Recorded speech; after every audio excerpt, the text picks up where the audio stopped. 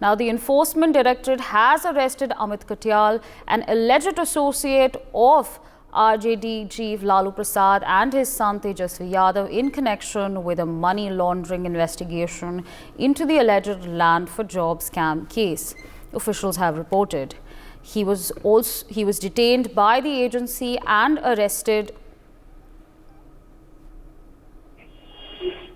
All right, viewers, joining us on the broadcast is my colleague Ajit Srivastava. Ajit, over to you. Definitely अगर बात करें तो जिस हिसाब से जो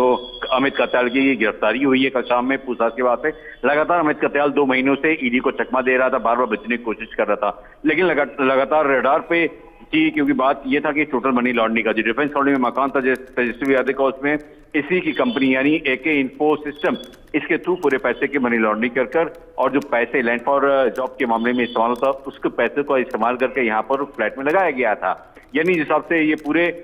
मकानों में जो पैसे के लेन देन था, उस मकानों के लेन देन को लेकर ईडी ने तमाम तरह से जानना चाह रही थी, इसलिए अमित कत्याल को पहले पूछताछ की। पूछताछ में जब उन्हें पाया कि हाँ कहीं ना कहीं अनियमितताएं हुई हैं, मनी लॉन्ड्रिंग का पूरा मामला बनता है, उसको लेकर फिर अब अमित कत्याल की फिलहाल गिरफ्तारी हो चुकी है। अमित कत्याल से अब आगे दिनों में और ज्यादा पूछताछ के बाद से पता चल पाएगा तेजस्वी यादव के अलावा और कितने लोग और इसमें शामिल हैं, क्योंकि मनी लॉन्ड्रिंग में जिस हिसाब से लैंड फॉर जॉब का मामला चल रहा था,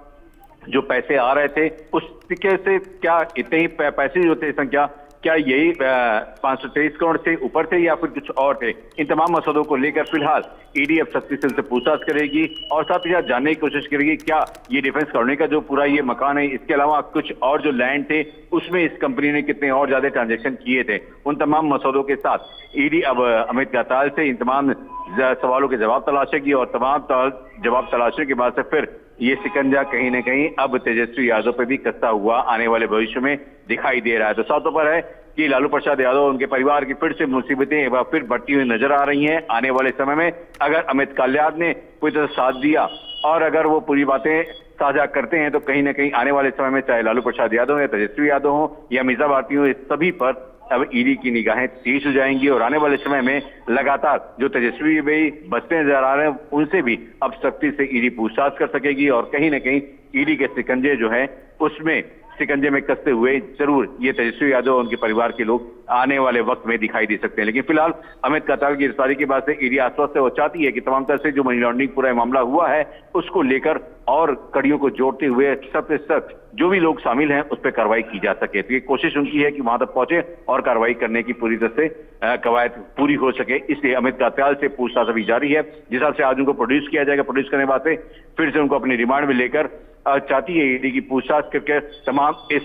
मनी लॉन्ड्रिंग के खेल में जितने भी लोग शामिल हैं, कितनी और सेल कंपनियां हैं, वो तमाम सेल कंपनियों के साथ पता कर सके और तमाम लोग से और पूछताछ कर और बड़े मगरमच्छ तक पहुंचा जा सके। कवायदें तेज हैं, अब थोड़ा सा इंतजार करना पड़ेगा। दिवाली से पहले ये दिवाली बम ईडी ने फिर से यादव परिवार के लिए फोड़ दिया है। अब ये झटके कितने लगते हैं अभी भी देखना दिलचस्प होगा। For more such videos, subscribe to the NewsX YouTube channel, hit the bell icon.